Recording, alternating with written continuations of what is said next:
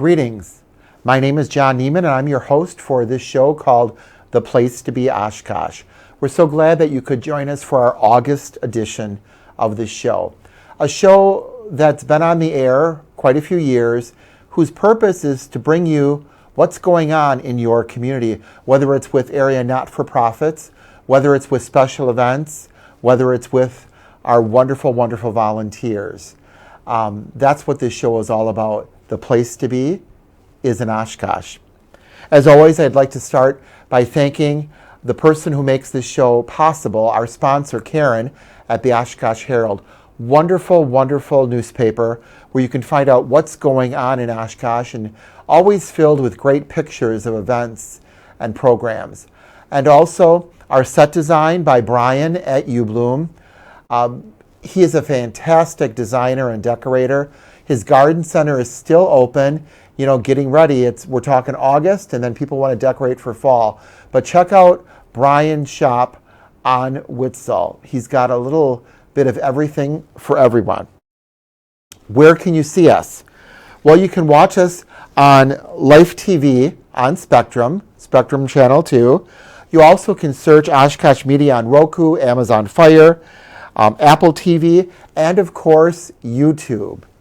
Also, go to oshkoshmedia.org to find out our schedule of when we play, because this show will air 5 of the 7 days of the week for the entire month of August, so plenty of opportunities to catch the show and to see what's going on. I want to talk a little about a drive that we just had this past spring and give you an update on it. It was the Help for the Homeless Hygiene Drive, and I was very honored to be the chair for the Oshkosh area, Winnebago County. And for that Help for the Homeless Drive, we had 54 sites, 54 businesses that agreed to put boxes in their stores or their businesses for us, and we had 99 boxes. This year, the product that we collected was worth over $40,000. And that's tremendous. That's up like $18,000 from last year. And I credit our wonderful and giving community. Oshkosh is so giving. And those hygiene supplies then were shared by COTS, Father Cars, Bella Medical Center, Advocap, and Salvation Army. It's a great way of giving back. It's a great way of supporting those in need. And I really want to thank everyone for participating. I'm also going to give you the date that you can put on your calendar for 2025. That's so hard for me to say, 2025. But the date for the Help for the Homeless Drive in 2025 is February 11th through March 3rd. So put that on your calendar, and as you go through the community and the area businesses, whether it's hospitals, banks, businesses, why not stop and buy an extra product and give? Because all those products, whether they're cleaning supplies or hygiene supplies, will all be put to very good use for the Help for the Homeless Drive. Thank you again, Oshkosh, for being such a wonderful community. Talking about August events now, because August is a busy month too. The fair is still going on in August. We also have, for the first time, the X Roads Music Fest is August 8th. Looking forward to that. Waterfest continues on Thursdays. The Farmers Market continues on Saturday mornings. That's always such a great thing to go to with families, with friends, the fellowship, the food, the product. And also then, August 24th is the annual Jazz Fest. So there's so much to do. Oshkosh is a great community.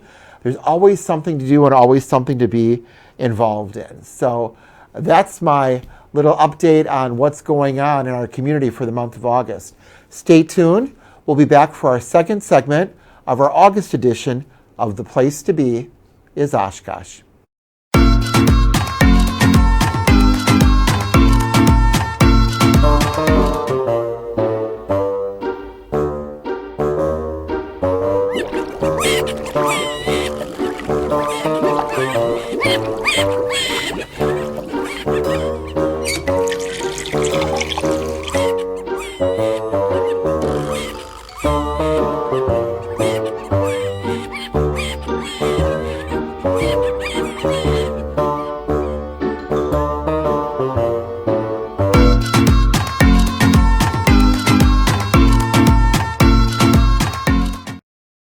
Hi, welcome back to the August edition of The Place to Be Oshkosh. I love August. I love the set design here. It's so colorful and it's so bright, especially after all that rain that we had in June. So we're here to talk about Habitat for Humanity. And there's a wonderful shot of color here, and my guest blends right in. She got the memo about what to wear and what the color is. So, Anne, you want to introduce yourself and your role? Yes. So my name is Anne Vandehei. I am the Family Services Manager for Habitat for Humanity of Oshkosh, and I've been with Habitat Oshkosh for about a year and a half. I work with all the incoming and continuing families that we build with and see them through from application to moving into their homes and following up with them after the fact too. So this year, which is 2024, how many Habitat houses are you planning? So we actually just finished in June 3 homes, and 3 separate families on Grove Street moved in. Prior to that, in the year before, 2 families moved in on Grove Street, and we'll have the last family moving in about December to January of this coming winter on Grove Street. So we'll have that completed. Yeah. Wow, and there on our screen are the houses. So that land, was that land given or purchased, or? A purchase through a partnership. We had a large land development grant that we gained in partnership with the city. Previous to that, the land had been never developed because of uncertainty of what was below the ground, but it worked out in our favor, and now we have many families there, and with the 3 that moved in, 11 kids will get yards to play in this summer. Oh my gosh. And let's talk pure joy. Yes. That's what you see when you see that picture of, you want to talk a little about this? Yeah, so Teresa is one of our homeowners. She works at Aurora Medical Center, and her 3 boys are very, very excited to have much more space than they did in their small 2-bedroom apartment. They have a 3-bedroom home, and they'll have a wonderful yard to play in. Their homes are very close to both Menominee Park and the YMCA, so they're really excited for that ability to grow in their community. Exactly. So let's talk Habitat for Humanity. Let's talk about the program. So how do people get involved in it if they're interested in, because it's not just, hey, I want to sign up for a house, you're giving me the keys, here's the house. Yes. How does the process go? Habitat Oshkosh, we have 3 main things we do. We build homes, we have Rock the Block, and we have the Restore. So in the homes, we're satisfying the housing need. And then with Rock the Block, we're getting into communities. Rock the Block is completely free and it's not income qualified, so I think it's a really great way to build community. And we love to do Rock the Block in the neighborhoods that we're building in. So this year we're actually doing 2 Rock the Blocks. One in Oshkosh, we're in Stevens Park neighborhood, and one in July we would have just finished in Omro. Next year we have yet to pick our Oshkosh neighborhood, but we'll be in the south side of Omro next year. So that's exciting because it's a really great way for Omro to get to know our partner families, because this year we are recruiting for our home buyer application process to build homes in Omro in a subdivision just behind the Quick Trip off of Highway 21. Oh, okay. Yeah. Perfect. And the Restore, I think, ties into because it's a really great way for people to start volunteering, and also a way to purchase home improvement supplies that were brand new. They might have been donated for no defect of their own. Maybe it was a surplus. And there's definitely used and antique things that come through the Restore all the time. It's my favorite thing to do, is to stop by once a week and see what I can find. Exactly. It's like I don't allow my wife to go there anymore because she always does come home with something. It's like you can go there and find that thing that you need, that you've been looking for, and it's magically been donated, and it's there. That is really cool. From windows to furniture to flooring, you could find it. You just have to be persistent. Yes, exactly. So let's talk about the process then. So let's talk about Rock the Block. So what goes on at Rock the Block? Rock the Block is basically like curb appeal and home improvement, beautifying the neighborhood, but also addressing critical house needs. So often we see tree removal comes up really frequently, where it's a very old, dead tree that could damage the house, the neighborhood, the sidewalk pose a threat to any pedestrians.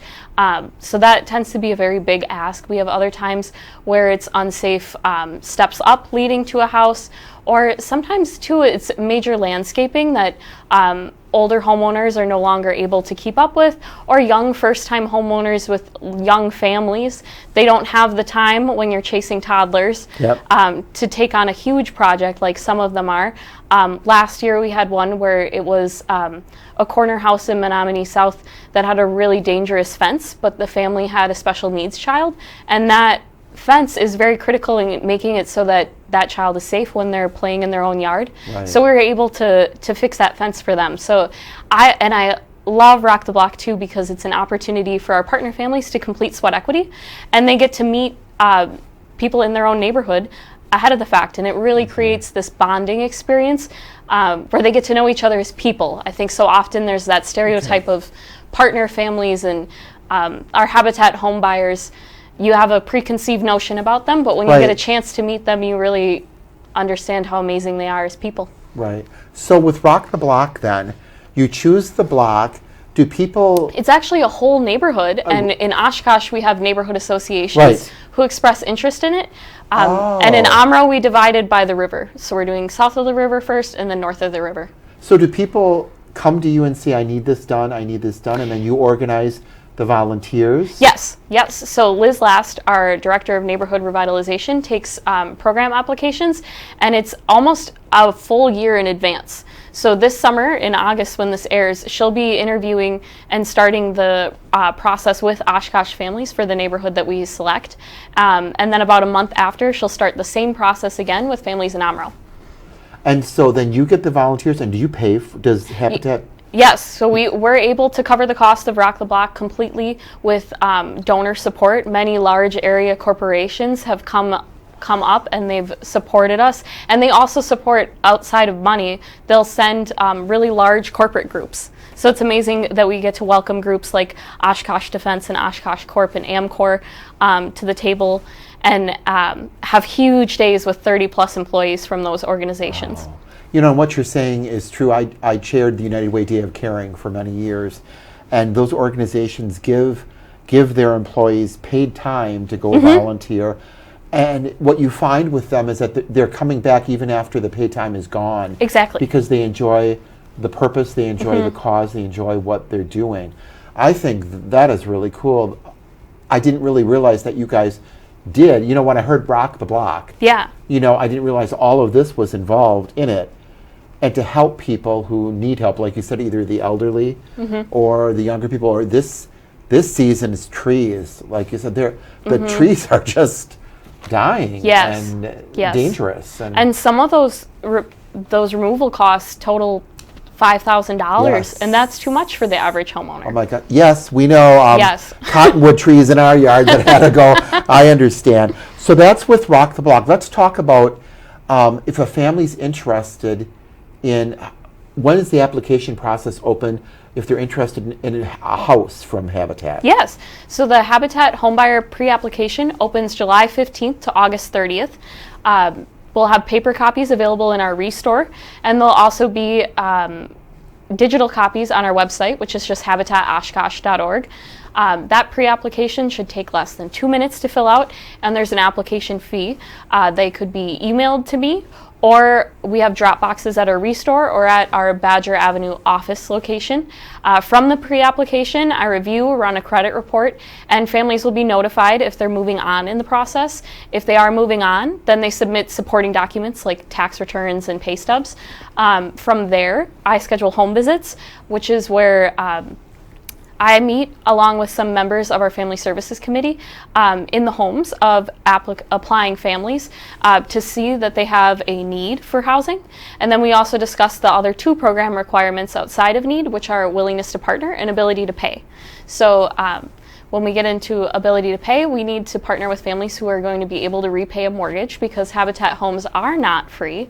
The main perk of a Habitat house is that it's a 0% interest mortgage.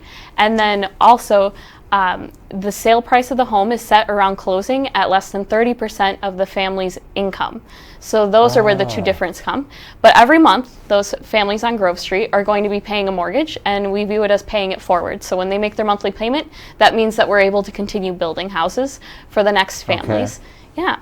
And outside of ability to pay, there's willingness to partner because we have a sweat equity requirement. So for a single home buyer, that currently would be about 250 hours. And for joint applicants, whether it be a married couple or a brother and sister, that would be 500 hours.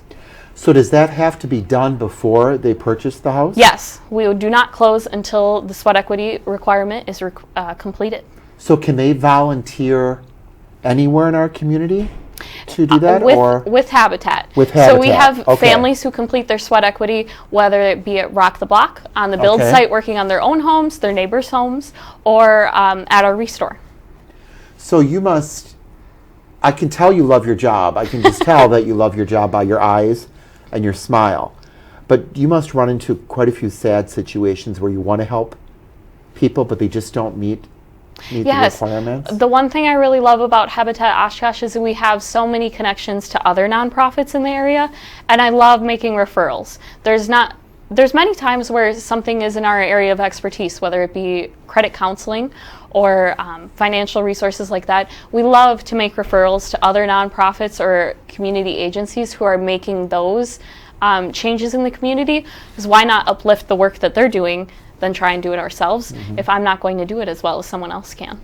And what you just said is really important, and you're young, and you know and you know this, because back in the olden days, every not-for-profit, not every, was in their own silo, and they were very protective of their agency and of their work.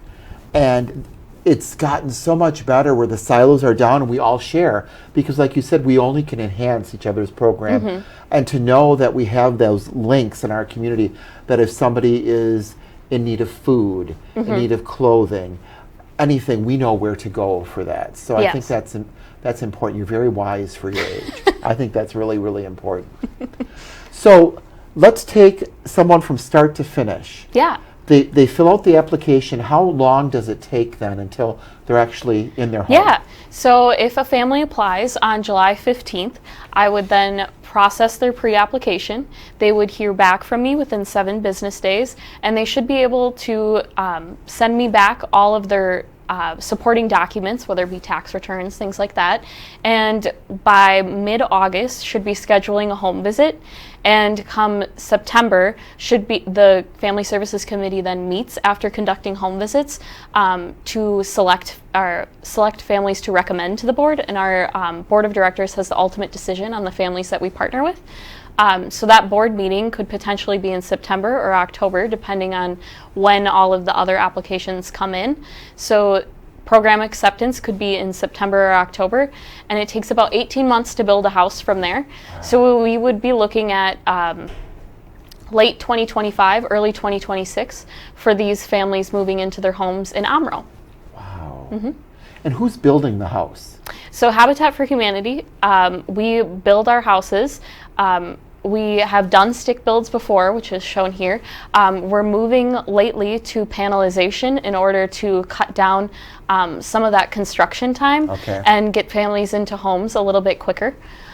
So we'll have probably a mix of panelization and stick builds going on in Omro, which will be really exciting to see how homes go up a little bit faster. So all these people are smiling and are happy, and they're all volunteers. Yes. How do you become a volunteer? Are there certain qualifications that you need? Yeah, so we actually have a website through Galaxy Digital that we run our software, as many nonprofits in Oshkosh now have, thanks to United Way. And we fully operate through that, so any interested volunteer can go onto our website, habitatoshkosh.org, and click the volunteer button. It'll take you to our Galaxy Digital site, and you can sign up. There's some forms that folks will fill out, and then from there, you're free to view our schedule every month. We update it as often as possible with different opportunities.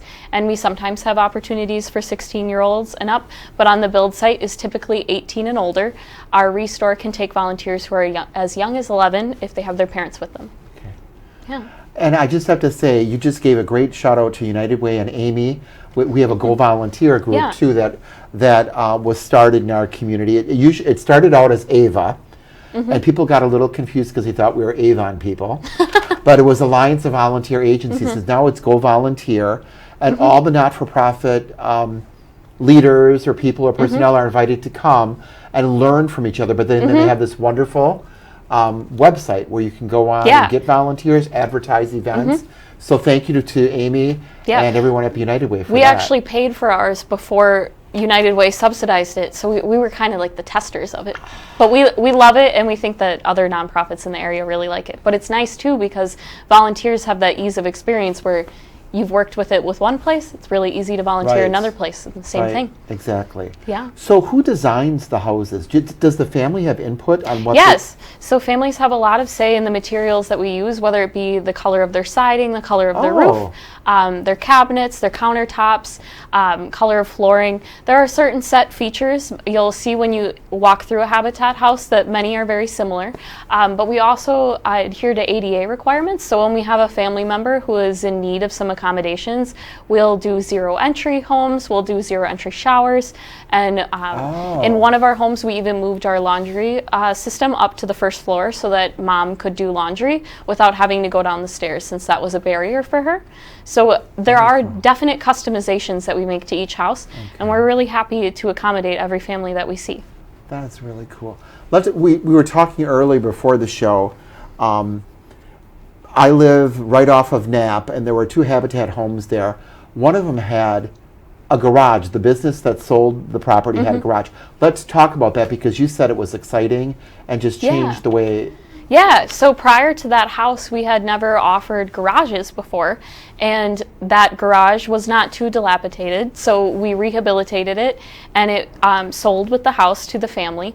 And the feedback that we got through the city had gotten many compliments from neighbors on how they really enjoyed that specific Habitat house had a garage. They felt that it gave the family a lot of storage, and they didn't see as many kids' bikes in the yard and that kind of stuff. They were able to keep their toys safe from the elements. And out of that grew a partnership with the city where we're now able to afford to add and build garages on lots that don't already have garages. So all of Grove Street, you'll see, has garages, and when we build out in Amro, we'll have garages as well.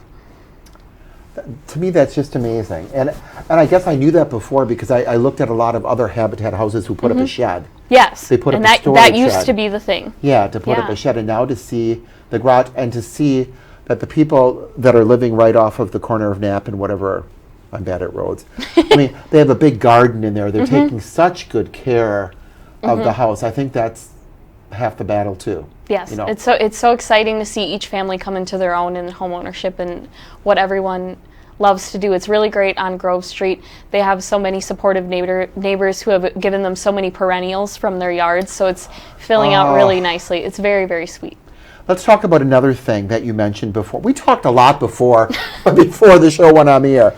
Let's talk about the partnerships that you wanted to have and that you are having with businesses. Like, for example, let's talk about Aurora and the partnership that you have with them, which is helping you with your job, but it's also helping with the clients going into the houses. Yeah, so there's this misconception that Habitat is only for specific people, and that in a way it's true, but I think that there's a lot of families who are qualified for Habitat and have no idea that they are.